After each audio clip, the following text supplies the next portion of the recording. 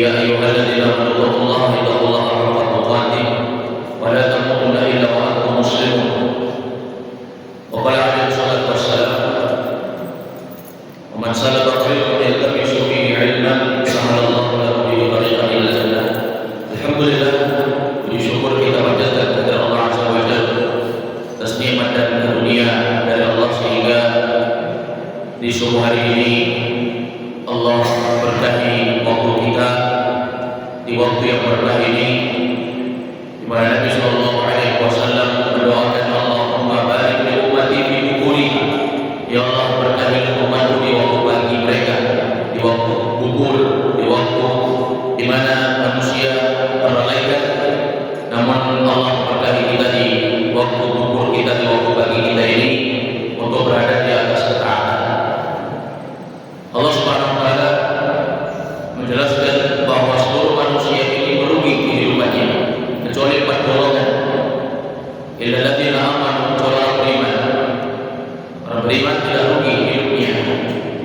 Wa amilus shalihat, orang yang beramal saleh, orang beramal saleh tidak rugi hidupnya. Yang ketiga, wa tawassaw bil haq, orang yang saling berwasiat dengan kebenaran, saling menasihati dengan kebenaran, dengan petunjuk dari Al-Quran dan Sunnah, saling mengingatkan satu sama lain berkaitan dengan hukum agama Allah. Yang keempat, wa tawassaw bis sabr, orang-orang yang mereka saling berwasiat di atas kesabaran.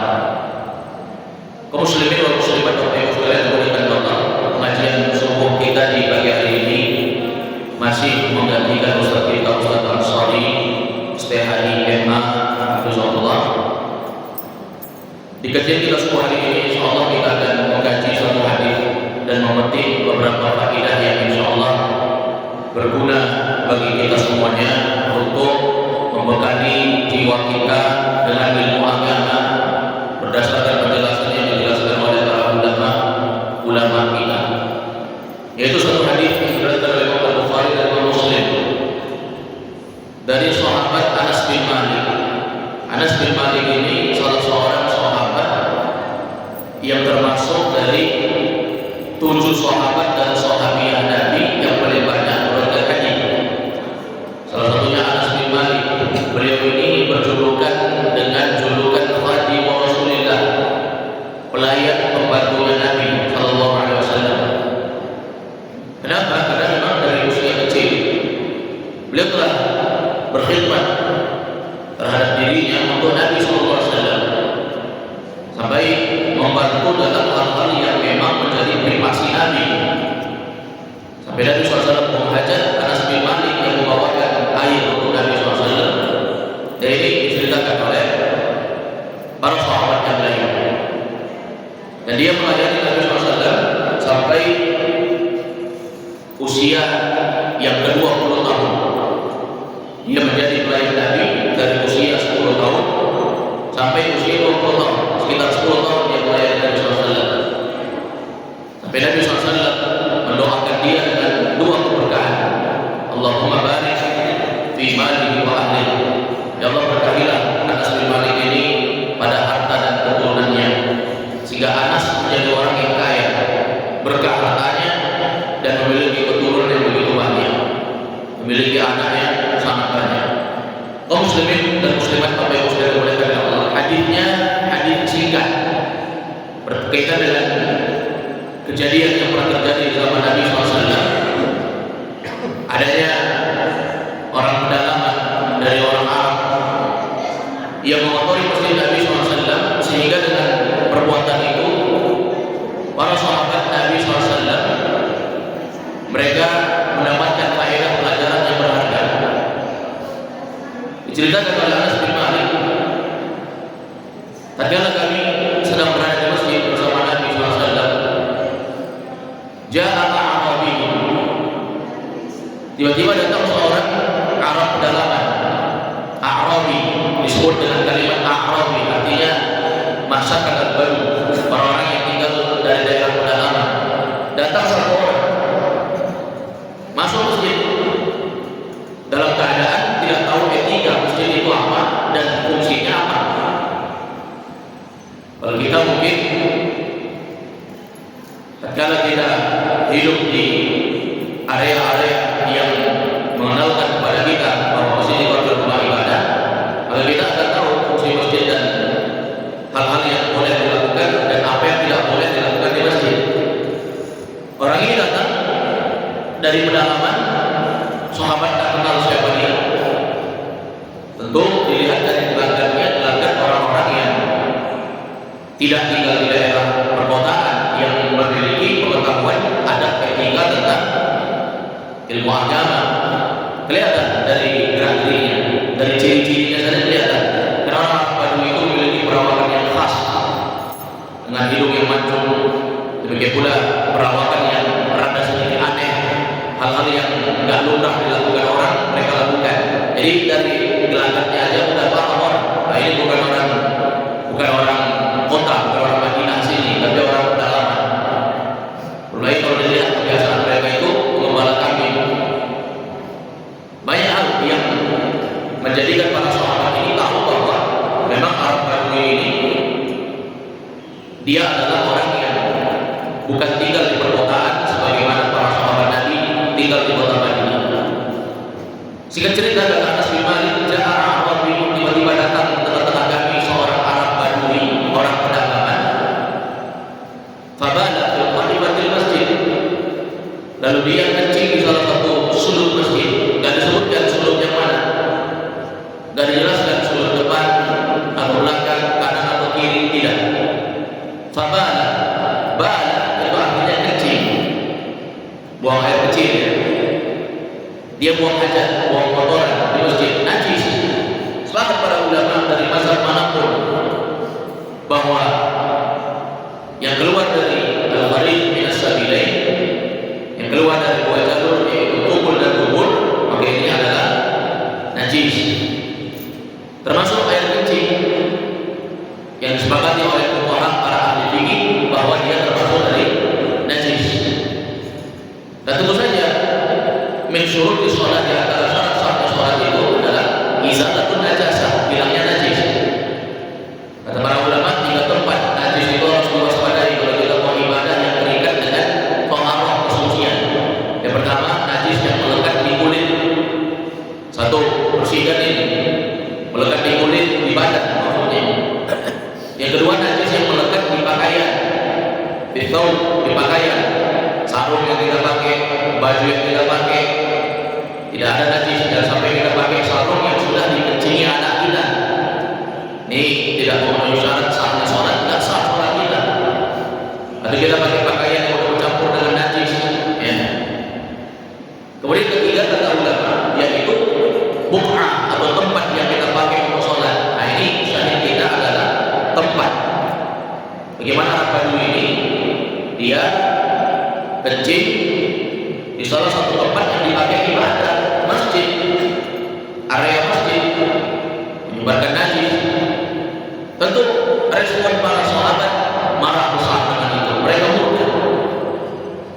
Kita aja kalau dapati ada yang duduk-duduk taklid, kemudian dia minum air gelas, lalu dia buang aja sampahnya di situ, mungkin kita marah. Atau mungkin dia buka penyedotnya, ada lapisan plastiknya dibuang sembarangan. Mungkin sebagian pengurus masjid marah, Pak, kalau sampah dijaga Pak, ini masjid, marah kita kan? Itu bukan najis itu, itu hanya kotoran kecil dan tidak merupakan najis. Satu kali diambil dan kotoran itu akan hilang. Bagaimana lagi hal yang terjadi tatkala para sahabat melihat Arab Badui ini mengencingi salah satu sudut dari sudut-sudut masjid Nabi SAW. Sahabat marah dalam artian mereka ini tentu tidak senang bagaimana masjid Allah itu dikotori. Ini kecemburuan yang wajar. Seorang muslim ketika mendapati ada kemungkaran, hendaknya dia mengingkari kemungkaran itu, tidak membiarkan. Ya, dalam agama kita mengajarkan untuk mengingkari kemungkaran, tidak dibiarkan. Kemungkaran tak boleh dibiarkan. Cuma cara mengingkarinya bagaimana? Ini yang dijelaskan oleh Nabi SAW. Man ra'a minkum munkaran falyughayyirhu biyadihi. Siapa yang melihat kemungkaran, jangan dengan tangan, kata Nabi. Baiklah,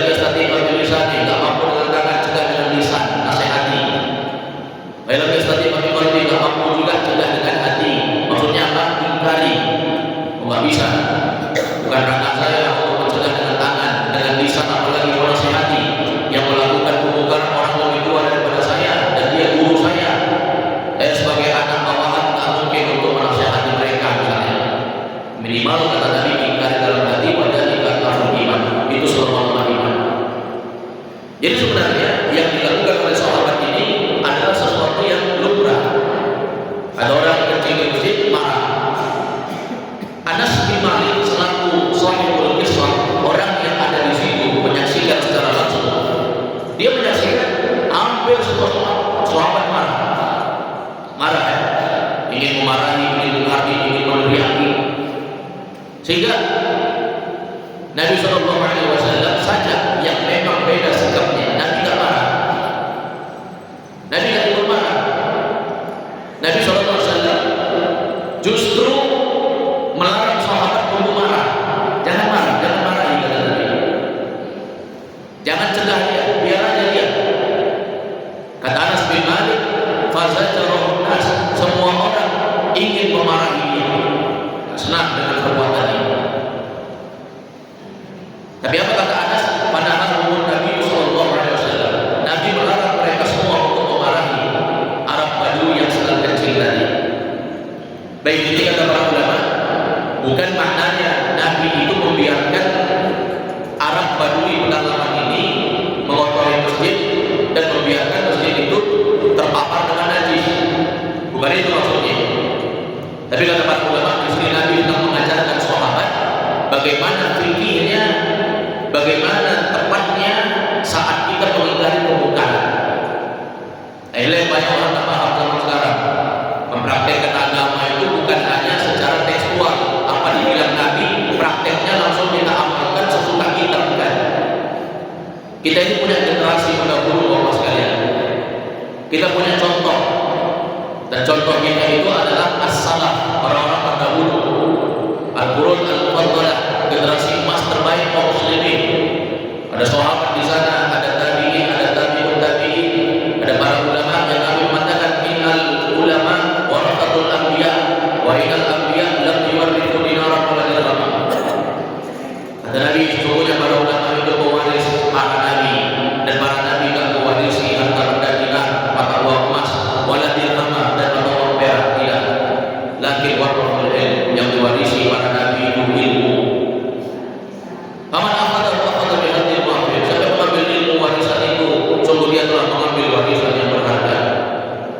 jadi bagaimana kita mempraktekkan hadis-hadis Nabi SAW itu bukan hanya secara tekstual saja, tapi dia contohnya seperti apa. Nabi mengajarkan kaum muslimin sahabat mengingkari kemungkaran, namun beliau ajarkan caranya bagaimana. Ternyata setelah dilihat terpetiklah faedah bahwa ketika kita mengingkari kemungkaran itu, maka hendaknya kita menimbang maslahat dan mafsadat, mana kebaikan, mana keburukan.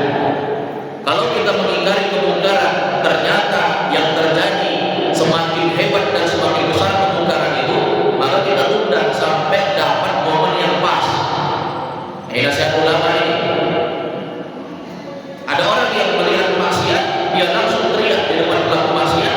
Akhirnya pelaku maksiat tadi asalnya kalau dengan cara yang baik mungkin dia mau obat, tapi karena caranya buruk, mempermalukan dia di depan umum, akhirnya yang ada mendendam. Harusnya saya tak mau obat, kata dia, cuma cara orang ini menasihati saya dengan cara buruk, akhirnya saya mendendam sama dia. Udah, saya tak mau obat, nggak jadi dia obat. Lalu tadi ada perzina misalnya, dinasihati untuk dia tidak melakukan hal tersebut, cuman dipermalukan. Sehingga ini namanya ingin mengingkari kemungkaran, tapi yang muncul kemungkaran yang lebih besar. Jadi ulama menjelaskan bahwa bukan Nabi memarahi sahabat agar tidak marah kepada Arab Badui yang kecil di masjid itu, menunjukkan Nabi mendukung aksi kemungkaran yang dilakukan Badui, bukan. Tapi Nabi sedang mengajarkan sahabat bahwa beginilah caranya kalau kita mau mengingkari kemungkaran, ditunda. Nabi bilang jangan. Kata Anas bin Malik, fasajarun nas, semua orang marah. Padahal Nabi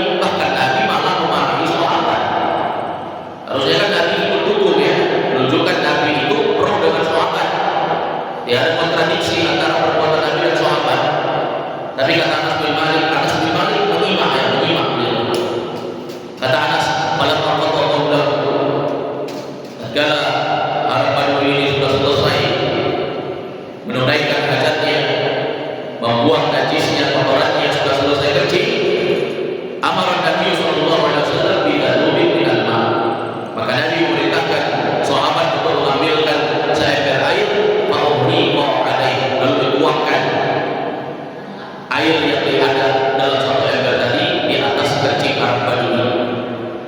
Baik, di sini banyak sekali faedah yang mau kita petik dari segi-segi ucapan-ucapan Anas bin Malik yang menjelaskan berkaitan dengan hadis ini.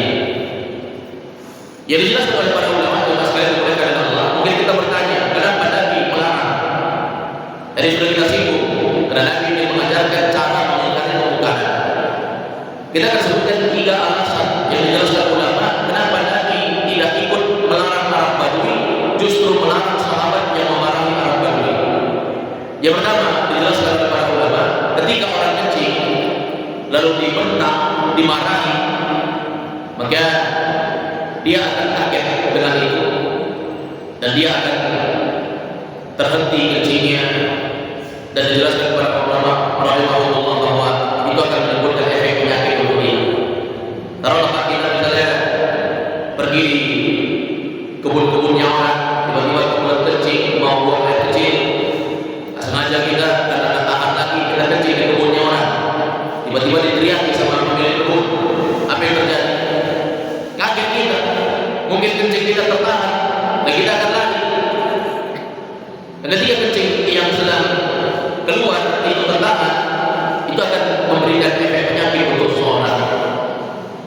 Sehingga para ulama menjelaskan begitulah makanya Nabi melarang, biarkan aja dulu dia kencing. Kenapa? Sudah terlanjur juga, kecuali belum. Nah ini sudah terlanjur, datang tiba-tiba kencing dia. Ini kan namanya sudah terlanjur, pokoknya apa sudah terjadi, kecuali belum. Misalnya minta izin, boleh nggak saya kencing? Nah, pasti Nabi bilang jangan, ini masjid, bukan tempat kencing. Ini pertama alasan. Alasan kedua dijelaskan oleh para ulama, alasan Nabi tidak ikut memarahi Arab Badui dan melarang sahabat untuk memarahinya. Dari maklum bahwa orang yang kencing, tatkala dia dimarahi, maka dia akan berlari. Kalau dia berlari, maka najis yang keluar itu akan semakin menyebar. Asalnya najis itu cuma di sudut masjid, fitnah ibadah masjid. Tapi kalau lari dan dia mungkin kencingnya akan menyebar. Asalnya cuma di sini, sepanjang jalan mungkin sepanjang dia lari itu akan menyebar najisnya. Ini alasan kedua, ini logisnya masuk dalam akal kita. Penjelasan para ulama ini. Yang ketiga, dijelaskan para ulama bahwa kalau ada orang yang kencing lalu dimarahi, tentu dia akan balik arah kepada orang yang memarahinya. Kalau dia balik arah, apa yang terjadi? Auratnya dilihat orang. Harusnya dia menutupi auratnya karena dia kencing di sudut masjid. Berarti dia membelakangi orang-orang yang ada di situ. Auratnya nggak kelihatan. Ya, maka tatkala dia dibentak, dimarahi, dia akan balik dan auratnya akan kelihatan. Dan itu mudarat. Ini menunjukkan bahwa kita mau mengingkari kemungkaran, tapi malah muncul mudarat kemungkaran yang lebih besar. Maka kalau begini momennya tunda dulu sampai tepat waktunya. Ini Bapak Ibu sekalian dimuliakan oleh Allah Subhanahu wa taala, penjelasan para ulama. Kemudian Arab Badui ini tahu ya, bahwa orang-orang ingin menghardinya, ingin membentaknya, tak suka dengan perbuatannya. Karena udah terlanjur ada sahabat yang menambahkan kemarahan kepada Arab Badui ini. Dan dia tahu di sini orang-orang semuanya benci dengan saya karena saya melakukan ini.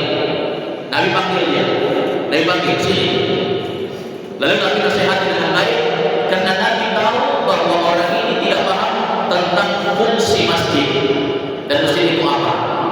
Nabi tahu orang pedalaman, orang Badui. Dan memang orang-orang Badui ini sering datang muncul di tengah Nabi dan sahabat. Tapi banyak-banyak kalau mereka muncul itu akan membuat perawakan yang aneh, akan membuat perbuatan yang aneh, sehingga pasti akan muncul ilmu baru. Nabi akan kasih tahu tentang beberapa ilmu yang telah dilakukan oleh Arab Badui ini, bahwa ini bertentangan dengan Islam. Salah satunya tadi kencing di masjid. Nabi panggil dia, sini kau, dikasih tahu tentang fungsi masjid. Kata Nabi, inna hadhil masajid la yasluhu li syai'in min al-qawli wal qadar. Innama hiya li dzikrillah wa shalah wa qiraatul Quran. Kata Nabi, sesungguhnya ini masjid, dikasih tahu ini masjid namanya. Masjid orang Arab tahu, nah masjid itu berasal dari bahasa Arab. Ya, berasal dari kata sajadah yasjudu. Masjid itu bentuk isim makan, artinya tempat sujud. Nabi SAW mengatakan inna hadhil masajid, ini adalah masjid, tempat sujud. la yasluhu bi syai'in min al-qawli wal qadar. Tidak pantas seorang buang air kecil atau buang air besar di sini. Nabi kasih tahu, Nabi langsung bilang li syai'in min al-qawli wal qadar. Tidak cocok orang buang air kecil dan buang air besar. Jangan sampai nanti, karena Nabi cuma bilang nggak cocok orang buang air kecil di sini, jangan sampai dia buang air besar nanti di situ. Dia bilang buang air kecil aja dilarang, buang air besar tak apa-apa berarti. Nah, ada sebagian orang yang begitu boleh dilarang satu, dia cari berarti yang ini boleh, yang dilarang cuma ini. Nabi langsung jelas mengatakan, la yasluhu li syai'in min al-qawli wal qadar. Ini nggak pantas untuk buang air kecil atau buang air besar. Sudah, ini yang pertama. Yang kedua, dan disebutkan fungsi masjid. Nah, ini juga pelajaran bagi kita Bapak sekalian. Kita sebagai Muslim harus tahu bagaimana cara memakmurkan masjid. Kalau kita tak bisa membersihkan, minimal kita tidak mengotori. Masuk masjid dalam keadaan bersih. Apapun yang kita makan, konsumsi, usahakan tidak melekat dan tertinggal. Tidak ada jejak yang ditinggalkan. Jangan manjat gunung aja, jaga kebersihan. Pergi ke area air terjun, jaga kebersihan. Di masjid justru mengotori masjid, makan-makan di masjid, kotoran dibiarkan saja, tidak peduli dengan kebersihan masjidnya. Nabi ajarkan fungsi masjid 3. Innama hiya lidzikrillah. Masjid tempat zikir. Tempat zikir ini Pak. Wassalah, tempat salat. Yang ketiga, wa qiraatul Quran. Kalau hanya sekedar ngobrol-ngobrol biasa, apalagi obrolan yang tidak ada manfaatnya, obrolan yang tidak menjurus kepada agama Allah, maka keluar masjid kita. Ya, walaupun berbicara dalam masjid selain sholat, zikir dan baca Quran, hukumnya mubah, boleh. Tetapi apakah pantas kalau kita justru menggibahi saudara kita, justru berbicara tentang hal-hal yang berkaitan dengan masalah-masalah dunia, masalah bisnis di masjid? Kita keluar untuk menghormati masjid. Ya, apalagi perbuatan manusia zaman sekarang banyak yang bahkan joget-joget di masjid, lari-lari di masjid, menari-menari, memutar musik, na'udzubillah. Hal-hal yang sangat jauh dari tuntunan Nabi SAW dan para sahabat, yang mungkin yang seperti ini lebih parah dibandingkan apa yang dibuat oleh para Badui tadi. Baik, maka mendengarkan Nabi menasihati dia dengan baik, tidak seperti sahabat yang memarahinya. Para Badui ini senang dengan Nabi. Doa dia Pak, sampai doa dia, Allahumma rahmani wa Muhammadan wa la tarham ma'ana ahadan. Ya Allah, berikan rahmatmu kepada saya dan Muhammad saja. Jangan kasih sama yang lain selain kami. Jangan kasih kepada siapapun selain kami. Dia doa sama Allah Azza wa Jalla agar rahmat Allah itu dikasih untuk dia sama Nabi Muhammad saja. Jangan sama sahabat-sahabat lain, karena mereka sudah memarahi saya. Sehingga Nabi larang lagi bahwa rahmat Allah itu tidak terbatas.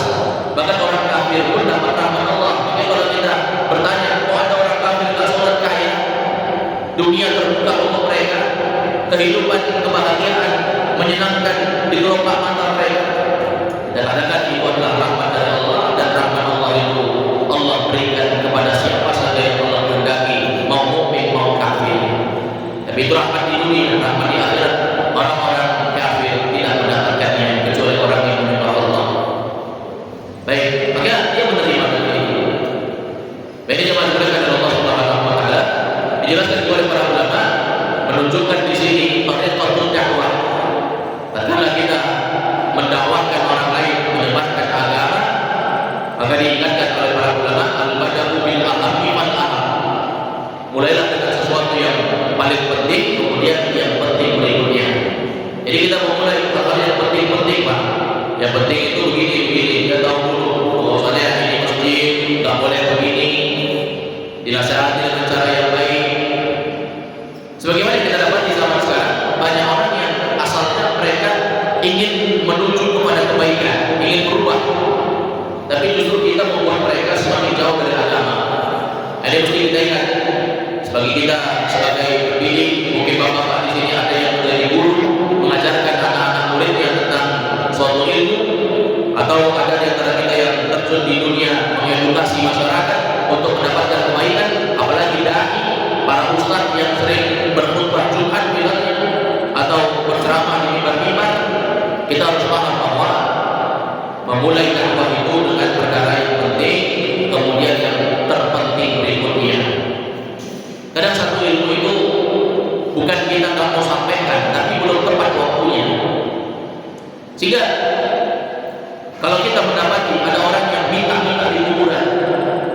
minta-minta di kuburan.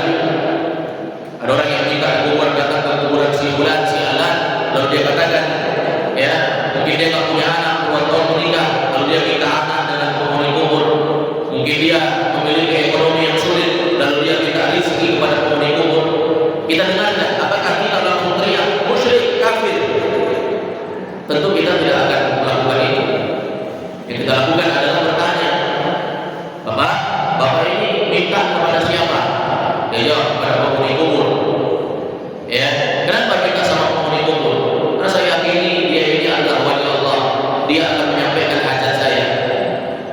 Maka tanyakan kepada orang tersebut hal-hal yang membuat dia sadar. Apakah orang yang telah meninggal dapat mengabulkan doa? Apakah seorang yang sudah mati dia bisa mengabulkan doa orang yang minta kepadanya? Mungkin dia akan menjawab, tidak. Dia kan mau menyelamatkan orang, mau menyelamatkan diri sendiri saja belum tentu. Kan begini, cara yang baik sehingga dia menerima. Ditambah lagi dengan dalil-dalil syar'i. Begitu pula dijelaskan oleh para ulama dalam pendidikan anak-anak, pendidikan keluarga, dalam mentarbiyah anak-anak kita. Ya, bahwa terkadang ada anak-anak kita itu yang memang memiliki beberapa kesalahan. Mungkin ada pelanggaran syariat. Tapi dengan cara yang baik, nasihati dengan cara yang baik, mungkin dengan cara berduaan saja dengan dia, menasihatinya, tidak mempermalukannya, membandingkannya dengan saudaranya yang lain, jangan. Karena kita tergesa-gesa untuk mengingkari kemungkaran itu, ujung-ujungnya kemungkaran semakin banyak. Abu Hurairah radhiyallahu anhu dia mengatakan, "Hafiztu minan Nabi sallallahu alaihi wasallam wi'a'an." Aku hafal dari Nabi sallallahu alaihi wasallam buah kantong hadis. Kalau dicatat hadis-hadis itu buah kantong gede isinya. Kalau dicatat hadis-hadis Nabi buah kantong gede isinya. Satu kantong telah aku sampaikan. Satu kantong lagi kalau aku sampaikan bisa putus leher ini, kata Abu Hurairah. Artinya ilmu agama disampaikan sesuai dengan kadarnya. Dan kita mesti mengetahui keadaan audiens atau objek orang yang sedang kita dakwahi. Lihat Nabi itu dakwah di tempat yang memang Nabi sudah ketahui. Makanya Bapak sekalian, ketika kita mau menyampaikan suatu ilmu, yang pertama kita harus paham siapa orang yang akan kita sampaikan ilmu kepadanya. Sampaikan sesuai porsinya. Kita mengajarkan materi tentang matematika kepada anak-anak didik kita, kan tidak sama materi antara anak SD, SMP, SMA berbeda. Jangan makanan anak SMA kita kasih untuk anak SD, atau makanan yang harusnya dimakan anak SMA justru makanan anak SD kita kasih. Tidak cocok, tidak sesuai porsi. Maka kita ketahui keadaannya seperti apa. Kalau ada yang bertanya tentang masalah meminta solusi agar bersabar dari suatu penyakit, kita ketahui dulu orang ini bagaimana. Ya sampai kita berbicara begini dan begitu, ternyata orang ini adalah orang yang memiliki penyakit sudah puluhan tahun sakitnya. Kadang dengan jawaban kita itu justru dia semakin menolak dan tidak sabar dengan itu. Kenapa? Kita tidak tahu kondisinya. Makanya Nabi SAW itu dia ingin mengajarkan kepada para sahabat dan kita selaku umatnya untuk mengetahui siapa yang kita berikan nasihat, supaya nasihat itu diterima. Karena Nabi tahu ini orang Badui, Nabi tak marah. Karena Nabi tahu dia ini kencing bukan sengaja. Dia tidak tahu fungsi masjid. Kalau dia tahu, mungkin kalau misalnya Umar atau Utsman bin Affan atau Ali bin Abi Thalib mungkin kencing di masjid, Nabi yang paling pertama memarahi mereka. Karena mereka tahu agama, mereka tahu fungsi masjid, tapi mereka tidak melakukannya. Dan ini yang dimuliakan Allah Subhanahu wa taala. Satu lagi kisah berkaitan dengan pengutusan Nabi SAW mengutus Muaz bin Jabal dan Abu Musa al-Asy'ari.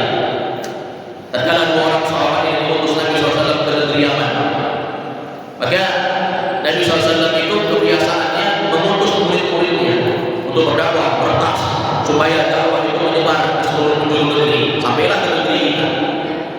Diceritakan oleh Abdullah bin Abbas, lamma ba'atha Nabi SAW wa'ada ila Yaman wa Abu Musa al-Asy'ari ila Yaman.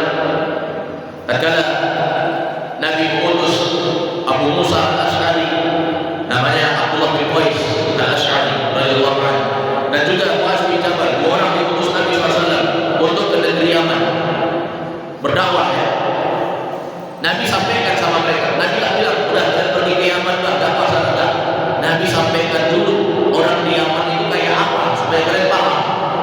supaya kalian tidak salah dalam menyampaikan dakwah.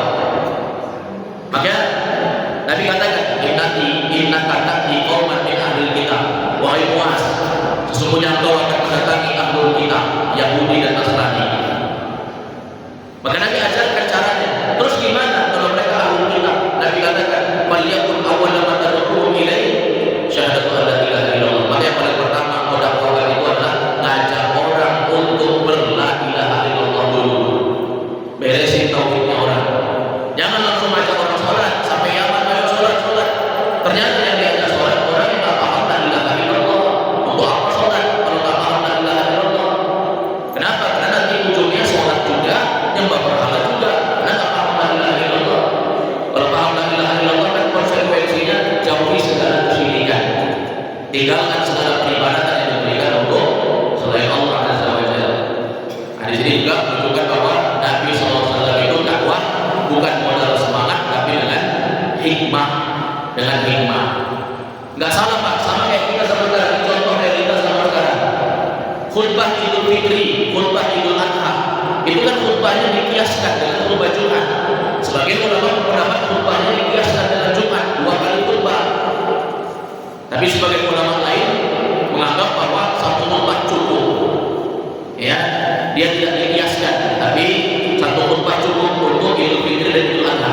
Lalu dipanggil kita, "Assalamualaikum Pak Ustaz, bisa kita mengisi khutbah Idul Fitri Idul Adha?" Oh bisa katanya. Nah, harusnya kita sebagai pengurus masjid sampaikan keadaan yang biasa menyebar dari amanah masyarakat. Pak Ustaz, tabek di sini kebiasaan kami khutbahnya 2 kali. Maka sampaikan sehingga tatkala datang ustaz berceramah tidak menimbulkan keributan di tengah masyarakat. Ada kejadian, ada sebagian ustaz yang dipanggil ceramah, ternyata dia ceramah sebagaimana keumuman orang-orang biasa, hanya 1 kali khutbah. Ternyata masyarakat di sekitar situ biasanya mereka melakukan dengan 2 kali khutbah, ribut jamaah. Padahal hal-hal yang sebenarnya tidak perlu diributkan, tapi karena minimnya ilmu agama, maka mereka menganggap sesuatu yang kecil itu sebagai sesuatu keributan yang besar. Sampaikan. Ini pentingnya kita mengetahui keadaan objek. Demikian pula tatkala Nabi SAW ditanya oleh seorang anak muda, "Ya Rasulullah, gimana hukumnya mencium istri saat puasa?" Anak muda tanya, kata Nabi, "Apa boleh?" Datang lagi laki-laki lain, usianya lebih tua. "Ya Rasulullah, juga hukumnya mencium istri saat puasa?" Kata Nabi apa? Boleh. Nanya sahabat lain, "Ya Rasulullah, tadi pertama katanya nggak boleh, sekarang boleh." Di situ Nabi ingin mengajarkan, menunjukkan bahwa antara jawaban terhadap anak muda dan orang tua berbeda.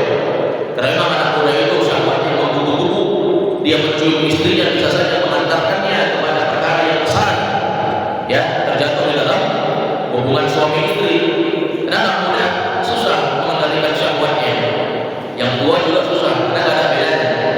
Tua muda syahwat sama, yang membedakan kemampuan. Ya, sama aja nggak ada bedanya. Ya, nggak ada bedanya. Syahwat kita masih muda sama syahwat kita saat sudah tua sama, nggak ada beda. Yang membedakan sekarang muda atau sekuat anak muda lagi. Ya, anak muda masih hebat, dan itu kan menunjukkan apa? Harus tahu keadaan orang yang kita sampaikan. Kita punya anak nih Pak, kita punya anak di rumah. Anak kita berbeda-beda. Ada anaknya yang tipenya itu baperan. Kalau dinasihati ya di depan orang, justru akhirnya dia malah mendendam sama kita. Maka nasihat dengan cara yang baik, tidak mempermalukannya. Kalau melihat dalam menyampaikan suatu ilmu, kita harus hikmah dan sampaikan yang paling penting. Kemudian kita harus tahu keadaan orang yang kita sampaikan, sehingga Arab Badui tadi akhirnya tidak kecewa dengan Nabi, walaupun dia kecewa kepada para sahabat, tapi Nabi mengajarkannya untuk tidak berdoa dengan membatasi rahmat Allah, karena rahmat Allah itu begitu luas. Baik, cukup sampai sini Bapak sekalian dari pengajian singkat kita di hari ini. Semoga kita sampaikan dengan bermanfaat kepada bapak-bapak yang bertanya seputar materi yang mungkin ada masalah di luar itu. Allah yang silakan.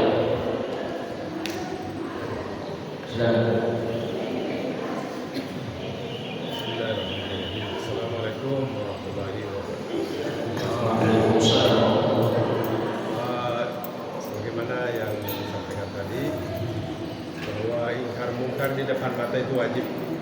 Kalau sembunyi-sembunyi urusannya dengan Allah.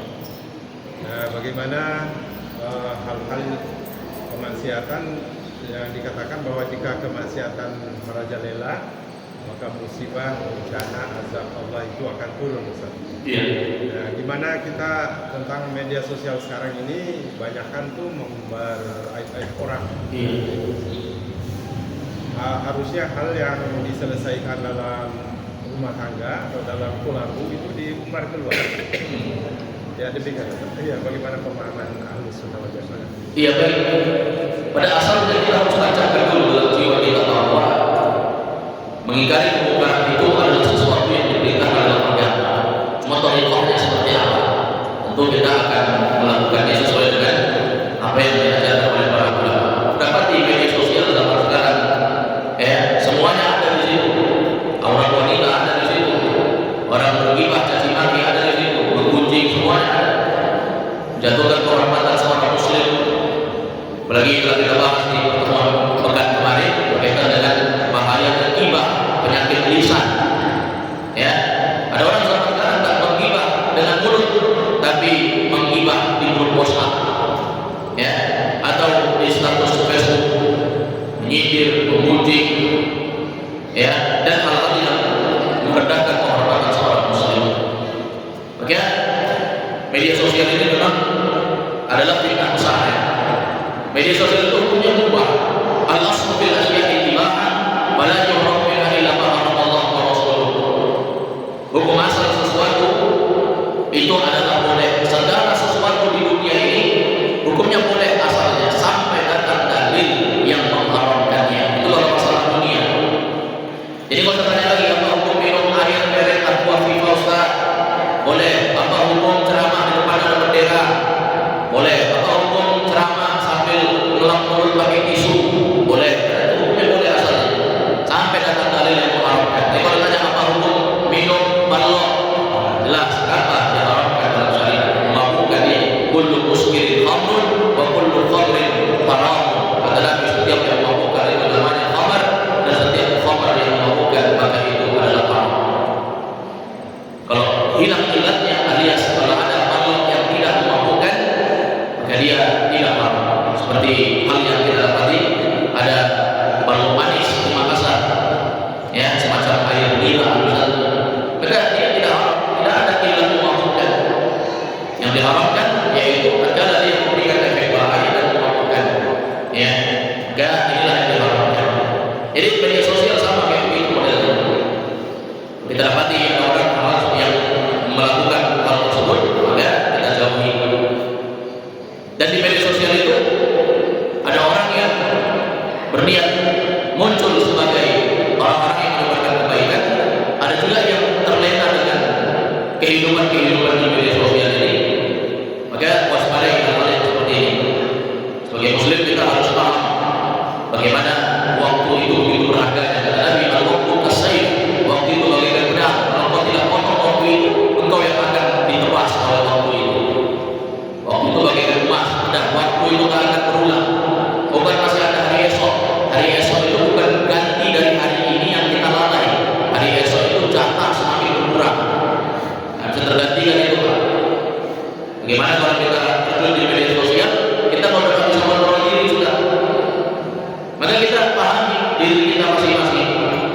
Ada yang tak paham terkait dengan masalah mengontrol diri, gatal tangannya kalau melihat statusnya orang harusnya komen.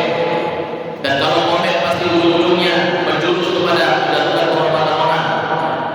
Jadi kita ingkari apa yang bisa kita ingkari. Kalau kita menganggap muncul masuk di media sosial mudarat besar, tinggalkan media sosial itu. Gunakan medsos yang bisa kita gunakan dan bermanfaat saja. Dari masalah medhusni Islamil mar'i tarkuhu ma la ya'ni. Di antara tanda baiknya keislaman seseorang itu dia tinggalkan apa yang tak ada manfaatnya.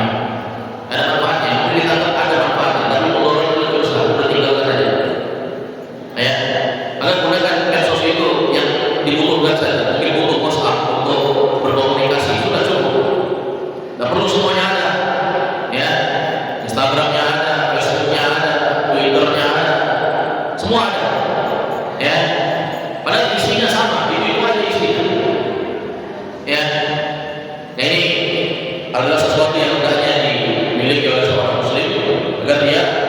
bisa memanfaatkan waktu dengan sebaik-baiknya. Ini kan ucapan dan perbuatan seorang hamba itu akan dipertanggungjawabkan di hadapan Allah.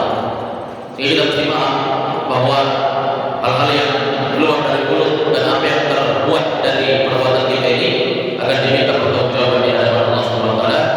Semoga Allah bertaufik kepada semuanya. Wallahu a'lam bishawab. Silakan Pak, lagi.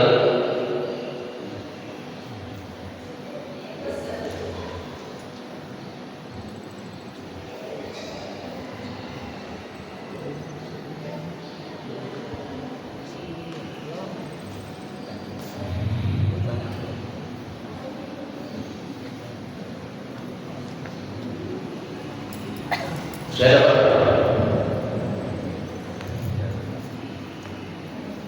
Kalau tidak ada, tidak ada. Sudah cukup ya. Kalau tidak ada, semoga bermanfaat. Apa yang saya sampaikan ini yang benar dari Allah, yang keliru dari keterbatasan ilmu, pengetahuan kami, dan tentu saja dari gangguan syaitan. Semoga Allah memberikan semangat kepada kita untuk terus menggali dan mengkaji ilmu agama sehingga kejahilan itu sedikit demi sedikit hilang dari diri kita dan kita lihatkan semoga dengan kita dalam ilmu agama ini kita bisa mengangkat kebodohan dari orang lain, terutama keluarga kita, anak istri kita, karena kerabat kita terdekat.